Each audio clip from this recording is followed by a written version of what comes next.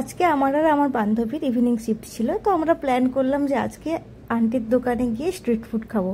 তার আগে বলে রাখি, আমাদের দুটো রাস্তা ছিল বাড়ি যাওয়ার, একটা মেইন রোড আর একটা গলির রাস্তা। তো এই গলির রাস্তাতে এই আন্টির দোকান থাকে। তো শুনেছি এই আন্টির দোকানে নাকি অনেক লো প্রাইসে অনেক ভালো খাবার পাওয়া যায়।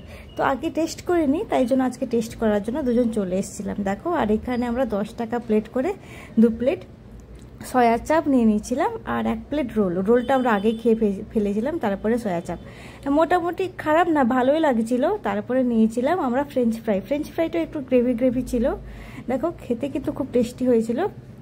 তো আমার বান্ধবীর কিন্তু সেই ভালো লাগছিল, সে বলছিল যে আর একটা সয়া চাপ বলে ভালো হতো, যেহেতু 2 প্লেট খেয়ে নিয়েছি, বাড়ি গিয়ে আবার খাবারও খেতে হবে, তাই জন্য আমি বললাম যে থাক, পরে অন্য কোনো দিন হবে।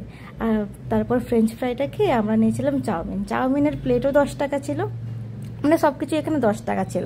তারপর চাউমিনটা না শেষ হয়ে গেছিলো। আমাদের ইচ্ছে ছিল যে 2 প্লেট চাউমিন খাবো, কিন্তু এখানে চাউমিনটা শেষ হয়ে যেতে এত একটা প্লেটে আমরা দুজন জোগাড় করে নিয়েছিলাম।